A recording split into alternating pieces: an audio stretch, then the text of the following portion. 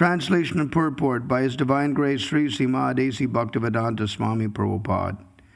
The hair on Nrsingadeva's head shook the clouds and scattered them here and there. His glaring eyes stole the effulgence of the luminaries in the sky. His breathing agitated the seas and oceans. Because of his roaring, all the elephants in the world began to cry in fear. Purport. As the Lord says in Bhagavad Gita chapter 10, verse 41, Yad yad vimudivat mat sattvam srimad urjatam eva va tad tad eva vigachatvam mama tejo amsa sambhavam. Quote, know that all beautiful, glorious, and mighty creations spring from but a spark of my splendor. End quote. The illumination of the planets and stars in the sky is but a partial manifestation of the Lord's effulgence. There are many wonderful qualities of different living entities, but whatever extraordinary things exist are but part of the Lord's stages, His illumination of brilliance. The deep waves of the seas and oceans and the many other wonders within the creation of the Supreme Personality of Godhead all become insignificant when the Lord, in a special feature, incarnates within this material world.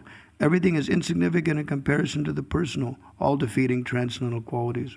Vrindavane Ramanareti Prasiddha Bhumo Tatrapi Krishna Balarama Supada Mule Jnanam Param Paramai Krishna Sudharma Chuktam Dandastudeva Prabhupada Namo Namaste Samsara Dukkha Jalado Patitasya Kama Krodh Adi Nakramakoroi Kavali Kritasya Duravashana Nikaditasya Nirashrayasya Chaitanya Chandramadehe Padavalambam Jaladara Shashivarno Gopavesha Kishoro Sahachara Gana Vrindai Kridamana Vrajesho Natabara Jitavesho Nilapitam Paradyo Jagadajana Heto Rama Krishna Nato Asmi Vanchakalpatarubhyascha Kripa Sindhubevacha Paditanang Pavanebhyo Vaishnavebhyo Namo Namah Hare Krishna Krishna Krishna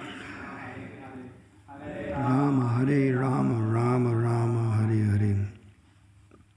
So the shloka is glorifying the prabhava, the tejas, the power of the Supreme Personality of Godhead, His influence.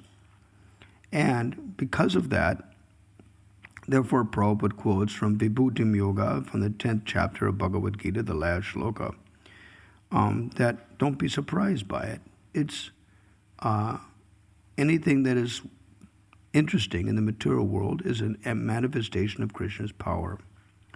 So whenever I think of this, like during the Shringa Chaturdashi a few days ago, the thing that came to mind was Pattachitta, an Oriya Pattachitta painting that I saw in a devotee's house, about 60 years old, black and white. In it shows Dauji, from whom all the avatars have manifested, and he has his plowshare and his mushal in hand. And on his lap is Nrsingadev, with fire all around him, on whose lap is Lakshmi Devi, his Lakshmi Devi, the goddess of fortune. And when I looked at that picture, I thinking, amazing, you know? Basically, the glories of the Supreme Lord are shiny and powerful, and His compassion is amazing. And He gives shelter to His devotees and protection in most amazing ways, irregardless of what form of the Supreme Personality of Godhead you like. And the devotee says, this is my Lord, and you approach Him. Narottam Thakur Mahasai says in Prema Bhakti Chandrika that Ashray Loye Bhaje, if you approach the Lord to worship Him, Krishna Tari Nyahichaje, Krishna will never give you up, and Ara Sabamara Wakaran, and everybody else dies uselessly in this world. So, that is actually the fact. Irregardless of who you approach and serve of the personality of Godhead, your heart is attracted to. That Lord will never give you up. That Lord will always take care of you. And that is the most sweet thing about devotional life. that Krishna has room for each and every one of us. Individually, we're very insignificant, part and parcel of the Supreme Lord. Take birth somewhere, go somewhere, do something, live, exist, dwindle, and leave. That's all of us. But Krishna is so kind. He's helping every one of his Vipinamshas. I'll never forget it. It was such a striking thing. I was coming home from the temple in 1973. It was a Purnima, full moon night, I remember. Walking home from the bus stop, having been with the devotees of the evening, walking home to my father's house. I was crossing the railroad tracks, looking at the full moon and thinking. Prabhupada's statement that he mentioned, I found out to be March 25th of 1971 in a Bhagavad Gita class in Bombay. He said, if you take one step toward Krishna, he'll take 10 steps towards you. And I remember thinking, we were bantering it about in the temple, and it was such an inspirational statement that gave strength and resolve to anything we did. It was like astounding. What? This is astonishing. He's going to take 10 steps to a jerk like me, an ordinary human being, ordinary foolish child. How quaint, how charming, how pacifying, how comforting. Every one of us is insignificant, and yet Krishna loves each and every one of us.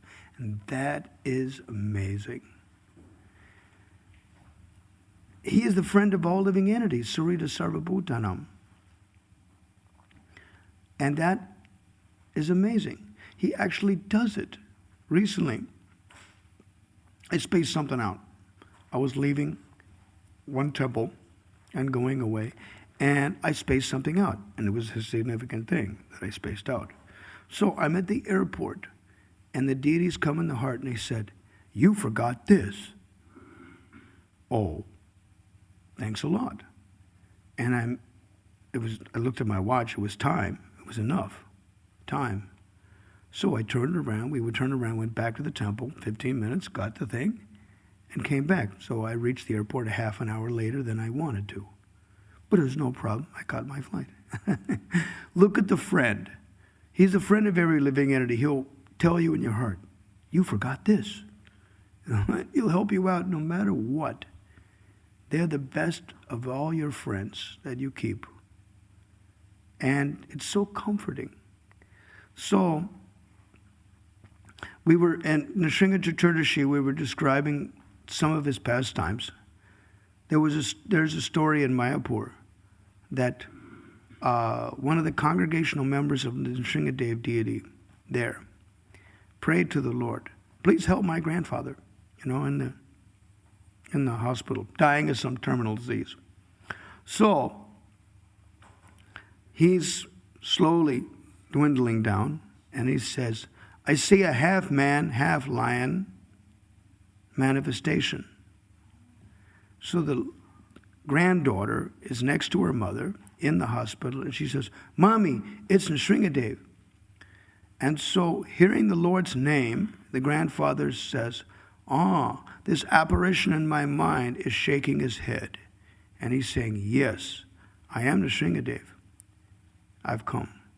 And he wants me to chant this mantra that you're chanting. What is that?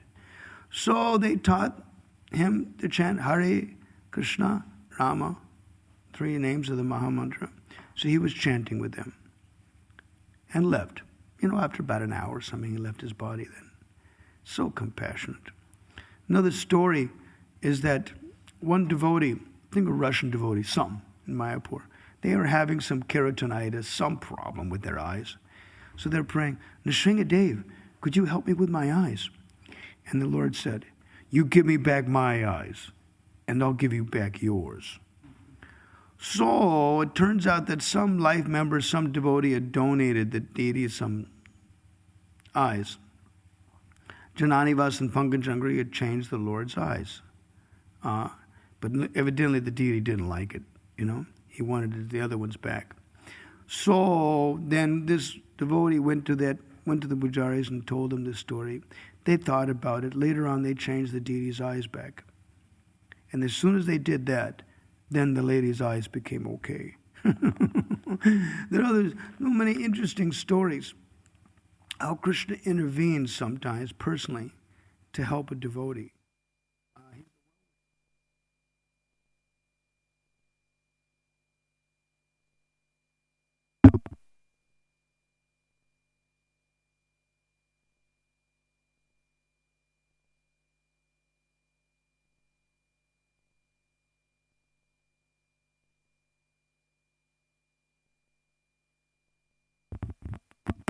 Whatever we may think of this world, of the universe, and in comparison to us, it's very, very interesting. It's very powerful. It's very impressive.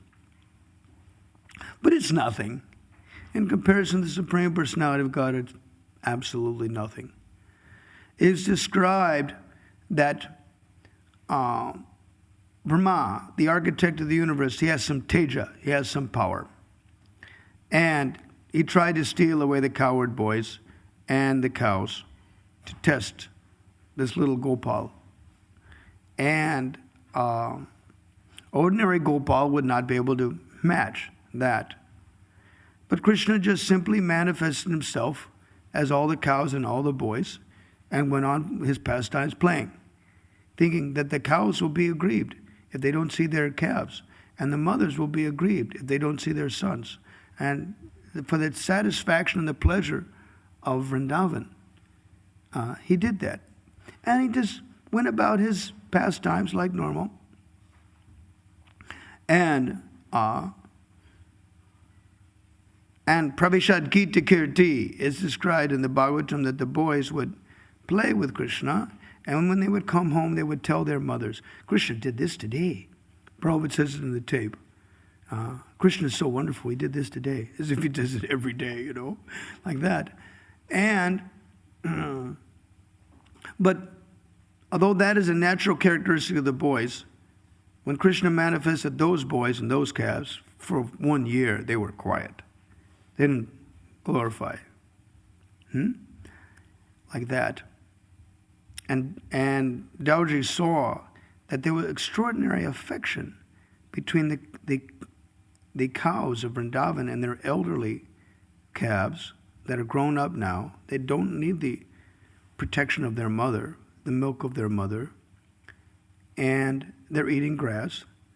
And these boys, the young boys of Vrindavan, and yet there was extraordinary affection, just as much as they had for Krishna.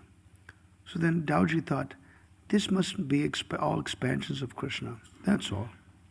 And when he asked his brother, then Krishna agreed. Yeah. Dauji found out about it 1 year on.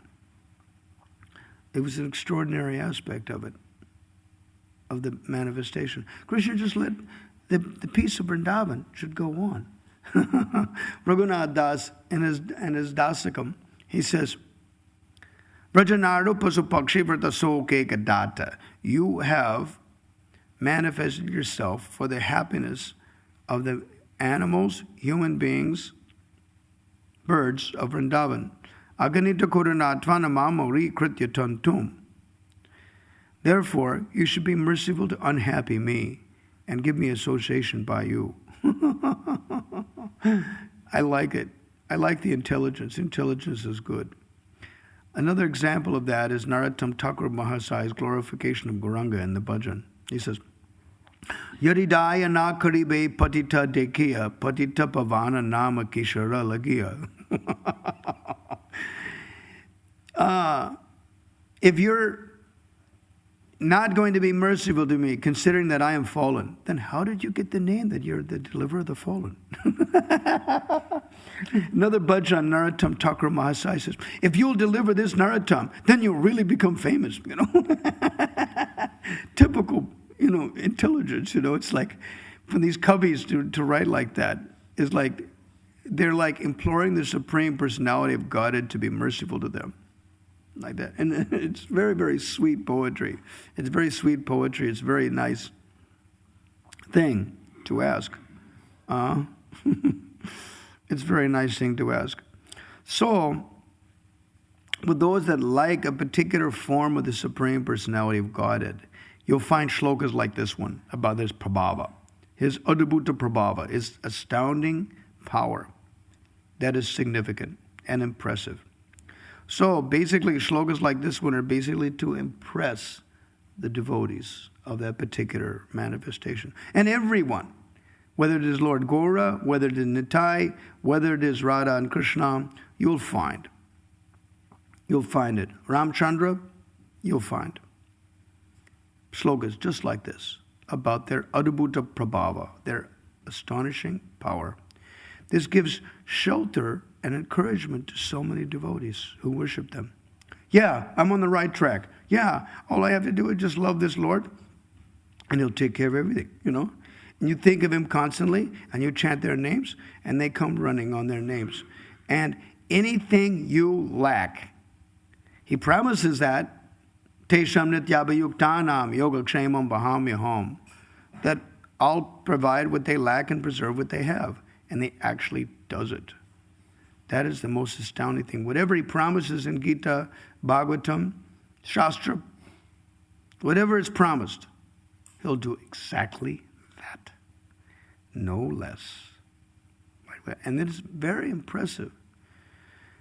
So you get it very impressed. The Supreme Lord is very friendly. He loves His devotee, and He's very kind. His compassion is there, and He's close. He's manifest anytime you remember Him. And very personal also. As a very, very helpful assistant, friend. And yet, He remains the Supreme Personality of Godhead.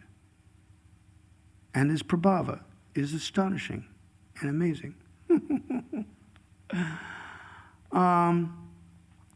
It is actually astonishing that the vibhuti, the opulence of the Lord, but it is nothing compared to the sweetness of the Lord. Just like in Braj, Krishna's prabhava is there, but it's nothing compared to His sweetness. His sweetness is much better.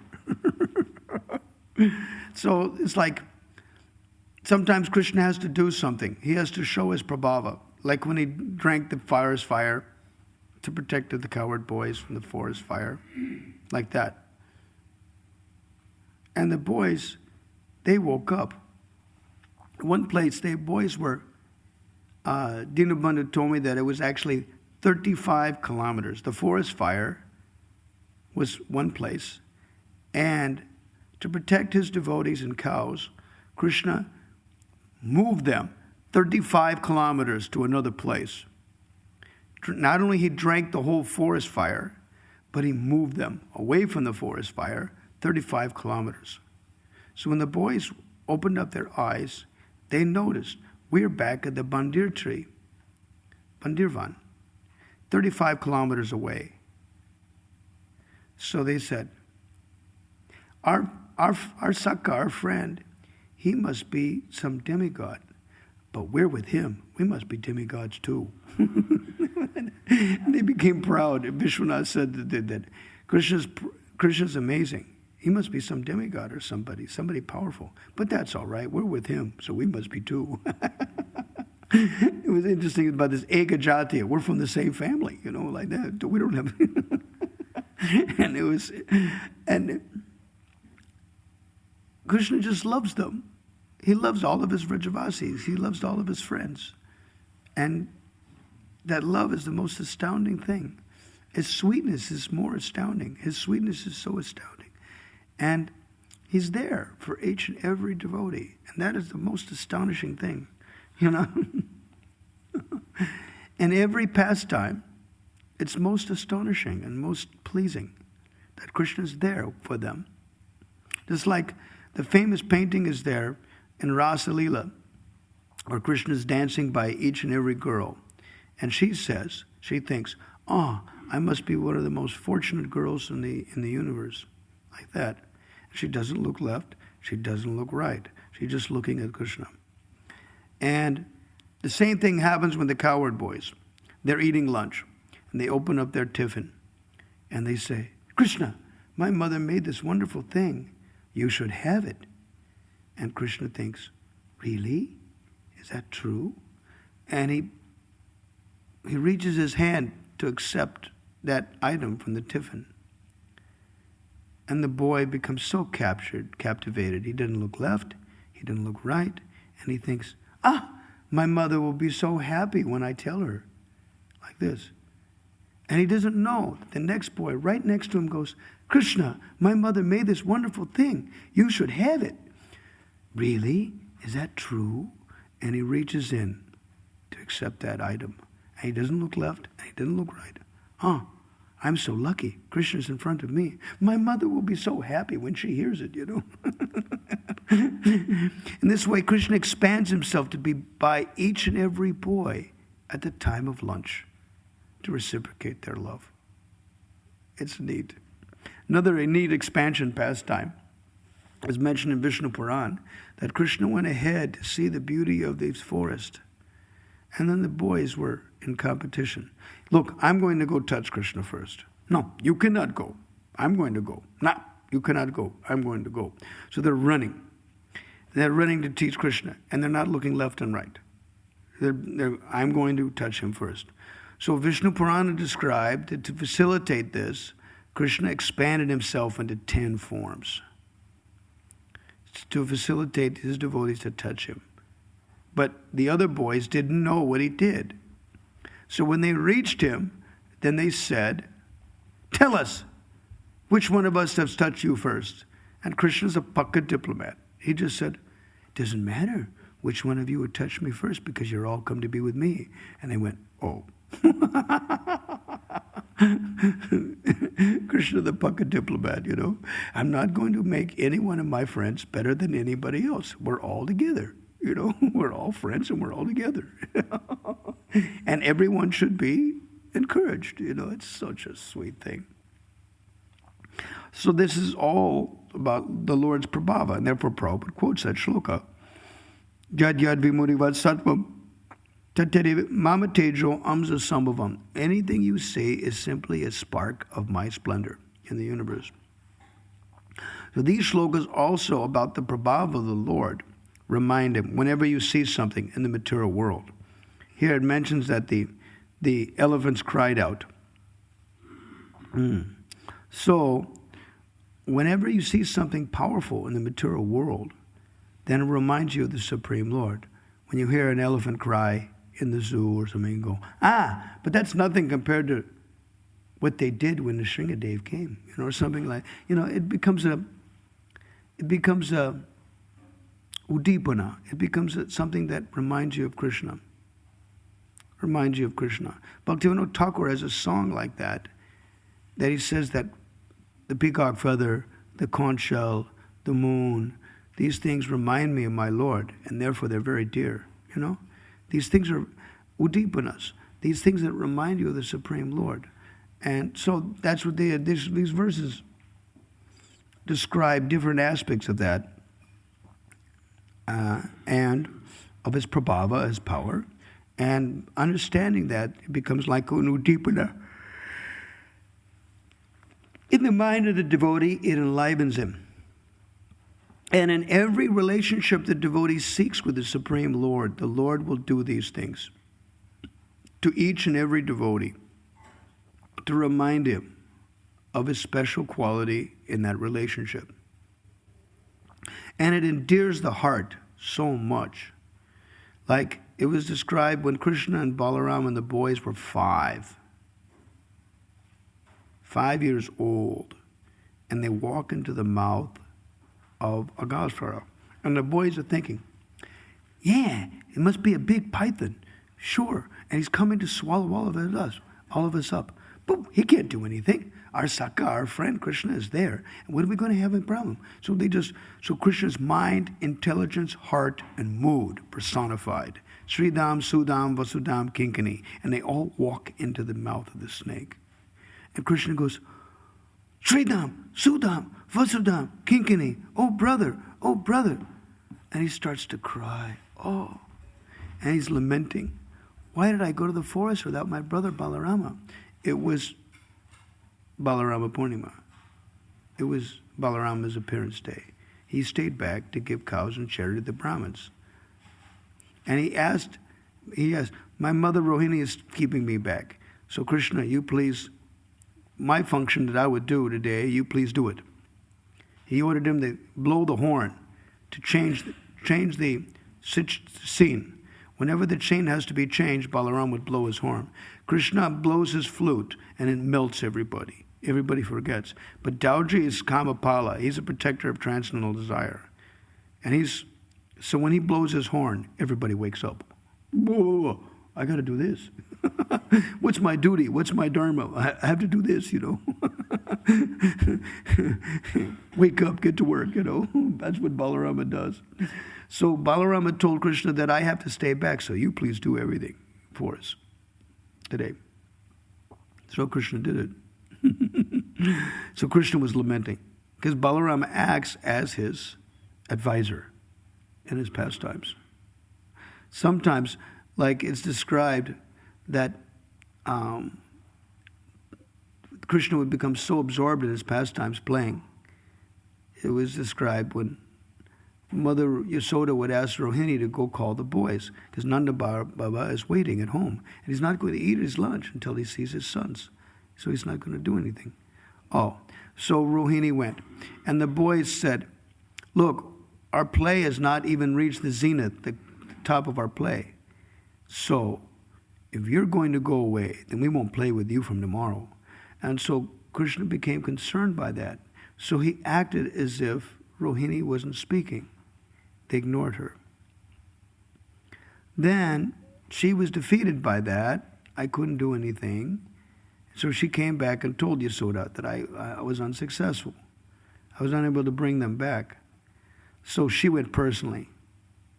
And she said that all of your friends have taken bath and they're dressed nicely, and you should also do the same.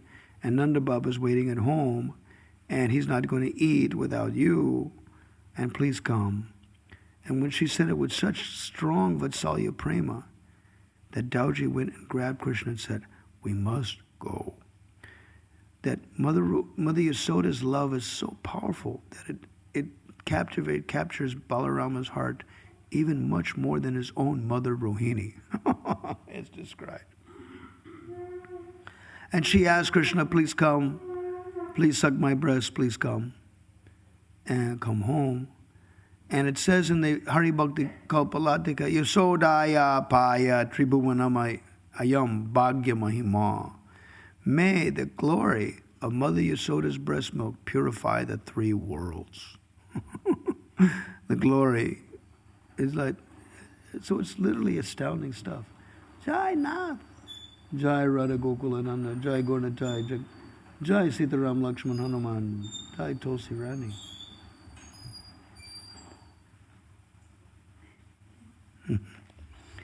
So, the Prabhava of the Supreme Lord is so sweet.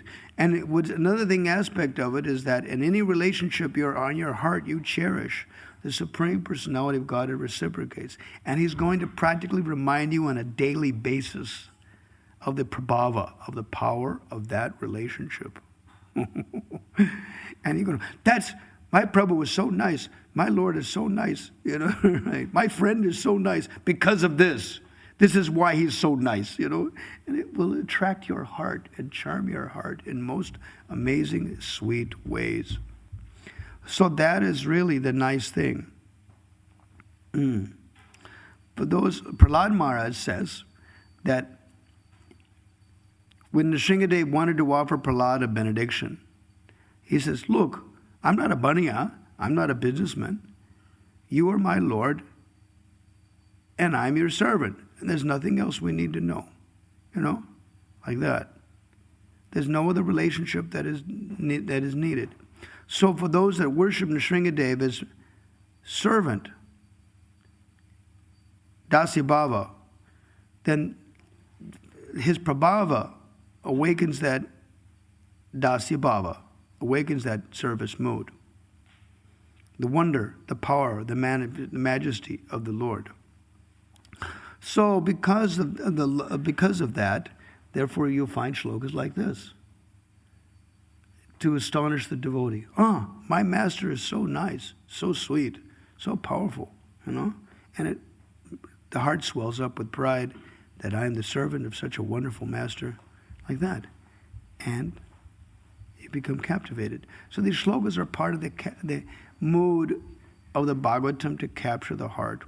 And any avatar of the Supreme Lord has glories like that attract the heart in such nice ways, like this. So it's good. Either any relationship, the Supreme Lord will use it to attract you. It's astonishing in Vraj that if Krishna has to do some prabhava, some power, like swallowing the forest flower, he's going to do it in such a way it's not going to diminish the main thing. The friendship that the boys have, it's not going to get in the way. In Vaikuntha, the prabhava is the main thing, and the madhur, the sweetness, is secondary. Because of the prabhava. Because of the prabhava, the sweetness is there. But in Braj, the sweetness eclipses the prabhava. The Lord's sweetness is so sweet, and He's so capturing, His sweetness is so capturing, that it overwhelms the power. The power is like in the background. Not as significant as the sweetness. The sweetness is the main thing. The sweetness is the main thing. And the sweetness makes the relationship interesting. There are 2.5, Bhaktisiddhanta Saraswati Thakur describes 2.5 relationships with the Lord that He manifests in Goloka, which is not manifested in Vaikuntha, is described that friendship, paternity, familial friendship, it's called Vatsalya, and Madhurya. These 2.5 relationships are not seen in Vaikuntha. They're only in Goloka. And the other ones, the other manifest, you have Shantaras and you have Gauravadasya, and you have Gauravasakya, like Arjuna's God for Krishna. That's in the Vaikuntha or in the heavenly planets in the material world. But the other 2.5 you won't have.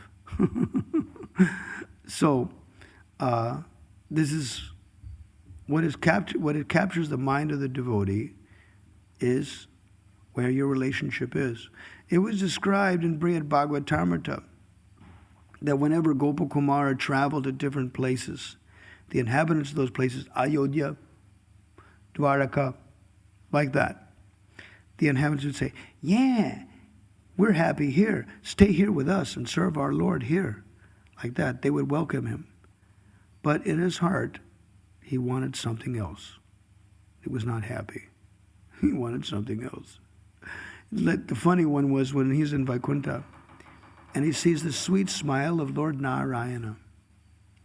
And he says, Gopal, Gopal, it's me. And the Dwarapalakas go, who is this guy? And they grab him, and they grab him. He's causing a disturbance here, disturbing the mood. And then they usher him, and he's looking, and they just grab him and they take him outside. And Narada Muni goes, you can release him to me. I know who this fellow is. Don't let him make a disturbance. And the Dwarapalakas went away. And then Narada Muni says, you're not in the right place. You have to go further. And he tells him how to go further up to Goloka, toward Goloka. And Narayana is just chuckling to himself about the whole thing. And Lakshmi Devi goes, Prabhu, who is that? And Narayana is chuckling, just laughing at the whole thing. He enjoyed it, he thought this is funny, Narayana thought this is funny, And Lakshmi Devi goes, who's that guy, And Gopal just had to go, and Gopakumar, he had to go further. He had to go on and further. He was in the wrong place. Gopal, it's me. It's a funny thing, He was in the wrong place. He was just on his way, and he was just a stopover on his way. And Narayana just laughed at the whole thing, So it's interesting. Krishna knows everything about each and every devotee and their heart. And Krishna tries to satisfy that. And that is really the most charming thing. I was discussing this with one of the teachers of the Govardhan Sanskrit School. He invited me over for lunch one day. And so he's talking about the shloka, 3rd canto, chapter 9, verse 11. Very famous. Tuma bhakti yoga paribhavita hrid saroja aseshu tekshata pata nanunata pungsam yada yada diyata uragaya vibhavayanti tad tad viphu pranayase sadanugrahaya. The translation that Prabhupada gives in Adi Leela chapter 3 verse 111 is sweeter and better than the translation he gave in 3rd canto chapter 9 verse 11. However, the purport is better in the Bhagavatam than the one that you see. So, my dear Lord, you manifest yourself. When those who engage in devotional service, intense devotional service, you sit on their lotus hearts, are those that are engaging in the path of hearing about you. And you do it all the time. To all devotees. Nanunata pungsam. You do it all the time to all the devotees. Company policy. He does it all the time. Whatever those devotees think, yada yada diya, O glorified Lord, tarugaya vibhavayanti, in their heart. Tad tad vibhu pranayase, exactly you manifest that form that they're hankering for. Sadanugrahaya, out of your causeless mercy. So, Matsyavatar was telling me that there are 2 tikas. If you take verse 1 is Bhavarta Dipika. You take Sridhar Swami's commentary, and you take Vishwanath's commentary. It's very sweet. His Sarartha Darshani commentary. There are 3 aspects that are glorified here. One is that Krishna is manifested by his mahima, by his instructions, by his prabhava, like that. And devotees are hearing and chanting about Krishna, his instructions, his statements, and they see Krishna in that way. That's how they perceive Krishna, through his statements, Gita, Bhagavatam, like that. Those very same things you're hearing and chant about, when you're in trouble, he's going to come and help you by the power of those very same instructions. That's Isha Sangha. That's association with Krishna. Okay? That's 1. 2, sometimes that's not enough.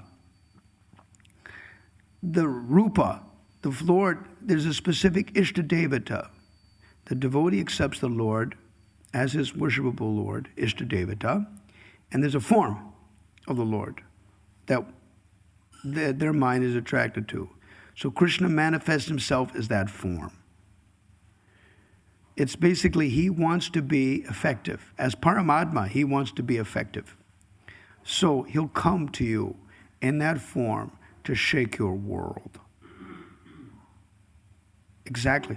As your Lord. And when he comes, you listen,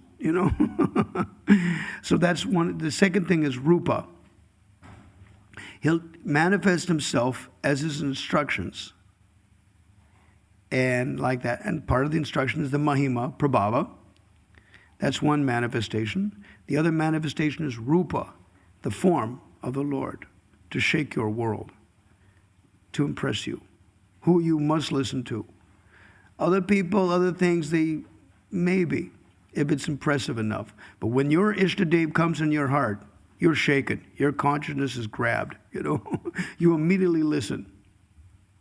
The third one is, Vishwanath says that Krishna knows what relationship with him that you cherish in your heart, and he tries to help you to achieve that. That is the most charming of all 3. That he knows what relationship with him you hanker, and he helps you get it. That is really the most charming of all 3, He's so sweet and so sensitive that he helps you achieve it. So nice. In this way, Krishna helps his devotee achieve him. Not only does he impress the devotee by his prabhava, by his power, not only does he impress the devotee by his shiksha, his instructions and his sound vibration, which is non-different from him. Not only he impresses the devotee in his rupa, his form, which the devotee worships and cherishes. Not only that, but he understands what you want and he helps you achieve it. It's background. This is background stuff. Tulsi Rani does the same thing. Bhagavatam describes, first canto, chapter 2, verse number 18, go through like 23, that you go from the mode of ignorance to the mode of passion, from the mode of passion to the mode of goodness, from the mode of goodness to Vishuddha Sattva. And at Vishuddha Sattva, then you can understand about Bhagavan, about Krishna. And you become happy. Like that. And you get realization of the Supreme Personality of Godhead and go on the path of liberation. That's the shlokas. Okay? So Tulsi Rani does the exact same thing. She grabs you. Become better. From the mode of ignorance to the mode of passion. From the mode of, then no, that's not, passion is not good. You have to purify that. You go to the mode of goodness. That's not sufficient. You have to make it pure now. Purify it. It has to be Vishuddha Sattva. Then she reminds you, you wanted this relationship with the Supreme Personality of Godhead, right? Take it. It was a strategy all along just to purify you, to help you, to bring you up. Now take what you want, you know? Right. Bhakti Chaitanya Karani, the cause of devotional mood. Sarva Saubhagya Vardhani, anyone's good fortune is increased. That's part of her prabhava. That's part of her potency, you know? And Adi Vyadi Haro Nityam, she destroys at every moment your original disease, which is basically bhava roga, your forgetfulness of Krishna. Roga haratva, that some disease will be stolen. This is a tatastha. It's a subordinate aspect of her. Not important, but it's there. The Sarupa Lakshana is mentioned there, that this Adi Vyadi, the original disease, basically your bhava roga, your causes and willingness to serve Krishna. That she's destroying. She's making you become a better devotee at every step, you know? That she destroys. By and by, any other small little obstacle, some disease, some problem, we'll destroy that too, no? Just like we are approaching her to get Krishna. We want love for Krishna. And by, you know, if she takes care of our health and takes care of our wealth, and we'll take some of that too, no problem, you know? We'll take that too. We'll take that too. We got no problem with that, you know. I mean, we're not asking for it, you know. But you know, if it comes by itself, then you know, yad richcha labashushanto. Something comes without asking for it, then no problem, no. Not that we're demanding it, though. We're not bothering her for it. But if she happens to want to give it, well, then no problem, no. We'll take that too. There's a verse in quoted in Hari Bhakti Vilas. I think it's 9:101.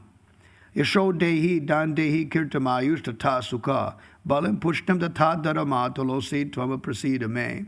It says, Yasha dehi, please give me fame. Dan dehi, money. Kirtam, effulgence. Ayush, duration of life. Tata sukha, and happiness. Balam, strength. Pushtim, nourishment. Tatat dharamam, and religiosity. Tolosi tvam prasida me. Oh, Tulsi, if you're pleased with me.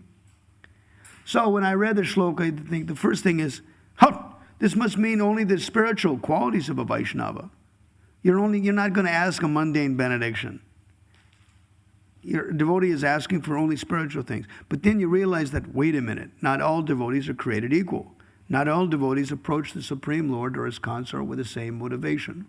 Sometimes you want something. Sometimes you need something. So she can give that. If she sees that that is necessary, she can award that.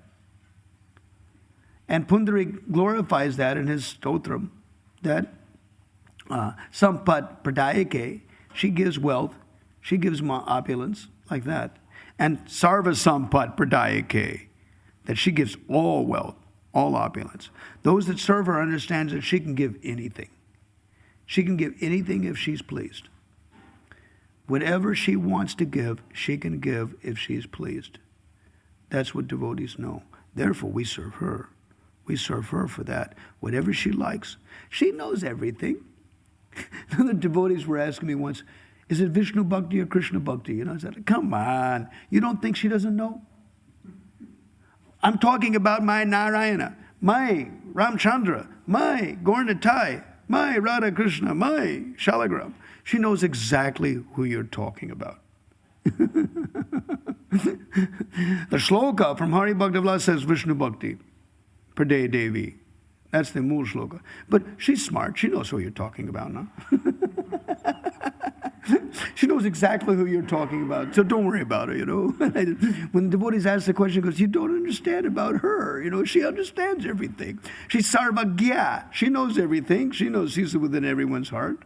Purushottama Vallabhe, That's what Pundarik says. Nama Tulosi Sarvagye, Purushottama Vallabhe, Pahimam Sarva Papebhya, Sarva Sampat Pradayake. She knows everything. She's the lover of the highest person. Please protect me from all sins. There's nothing you cannot award your servant. One thing, I haven't found anything better than those 15 shlokas. They're extremely powerful. But one thing I did get a vijnana, realization out of it. No Sanskrit Kavi is going to write anything that's not in the Puranas. So reverse engineering means I have to go back and find out some shlokas in the Puranas that might have inspired the Acharya to write thus. That's what study means. Just like, for example, sometimes devotees read Krishna book and they match it with the 10th canto shlokas to try to understand where did Prabhupada's purport leave off. Where the shloka leaves off and where the purport starts. They just try to understand it. It's reverse engineering. They're comparing it. They're reverse engineering to try to understand where the mool shloka leaves off and where purport starts, Because in Krishna books, it's all, homogeneous. It's a little difficult to see what's going on sometimes, So I understood that. Reverse engineering is going to be the main thing. Hagiography, I may never find out about that sadhu. Who was he in Sri Vaishnava Sampradaya? When did he appear? The name is very common. I barely found out that he was a Sri. It took me a while. I finally got the confirmation that he was a Sri Vaishnava. Who was he? When did he appear? Hagiography, about that sadhu, I may never know. One thing I should know is that whatever he glorified, it comes from the Puranas. So I better go back and find that. That will really be glorification of it. That will help the instruction go in the heart much more further when you get the pramanams about each and every point he made, We'll stop here. Natives are getting restless, Questions, comments?